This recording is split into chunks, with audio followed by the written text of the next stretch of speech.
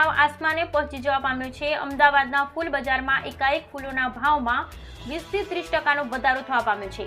ત્યારે થોડા સમય પહેલા જે ફૂલના ભાવ 50 થી 60 રૂપિયા કિલો હતા એના ભાવ 250 સુધી પહોંચ્યા છે। ત્યારે એકાએક ભાવ વધતા ગુલાબના હાર ₹50 ની જગ્યાએ હવે 70 રૂપિયામાં। ભગવાન શિવના 12 જ્યોતિર્લિંગમાંથી એક જ્યોતિર્લિંગ સોમનાથના દરિયાકાંઠે આવેલ છે। આજે શ્રાવણ મહિનાનો પ્રથમ દિવસ અને પ્રથમ સોમવાર હોય વિશ્વ સુપ્રસિદ્ધ સોમનાથ મંદિર ખાતે ભગવાનના દર્શન કરવા ભક્તોનું ઘોડાપુર ઉમટ્યું હતું। હર હર મહાદેવ અને જય સોમનાથના નાદ સાથે મંદિર પરિસર ગુંજી ઉઠ્યું।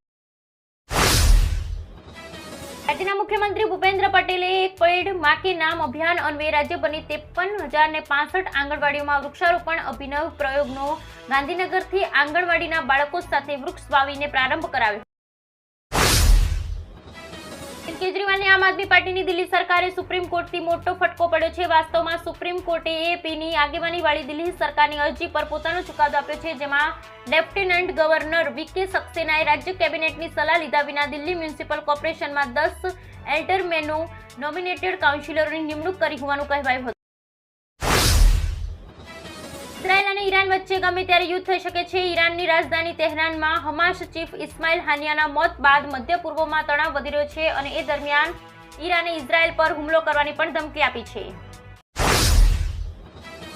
કેરળના વાગનાડમાં પલાયકારી ભૂસ્ખલનને પગલે વેસ્ટર્ન ઘાટી અને સહ્યાદ્રીની ગિરિમાળામાં આવતા ગુજરાત, મહારાષ્ટ્ર, ગોવા, કર્ણાટક, તમિલનાડુ અને કેરળ 9 રાજ્યોના કુલ 59,825.70 ચોરસ કિલોમીટર વિસ્તારને ઇકોલોજીકલ સેન્સિટિવ એરિયા તરીકે વર્ષોથી ડખે ચડેલું ડ્રાફ્ટ નોટિફિકેશન કેન્દ્ર સરકારે અંતે રાતોરાત 31મી જુલાઈએ બહાર। હવામાન વિભાગ દ્વારા દક્ષિણ ગુજરાતના અનેક જિલ્લામાં અતિ ભારે વરસાદની આગાહી કરી છે। દક્ષિણ ગુજરાતના વલસાડ, દમણ અને દાદરા નગર હવેલીમાં અતિ ભારે વરસાદની આગાહી કરવામાં આવી છે, તેમજ પાટણ, મહેસાણા, સુરત, તાપી અને ડાંગમાં મધ્યથી ભારે વરસાદની આગાહી કરવામાં। રાજકોટમાંથી છાસવારે અસામાજિક તત્વોનો ત્રાસ સામે આવ્યો છે, ત્યારે આજે ફરી રાજકોટમાંથી અસામાજિક તત્વોનો ત્રાસ સામે આવ્યો છે। રાજકોટના 150 ફૂટ રિંગ રોડ પર આવેલી ફોર્ચ્યુન હોટલ પાસે પાર્કિંગ બાબતે અસામાજિક તત્વોએ મારામારી।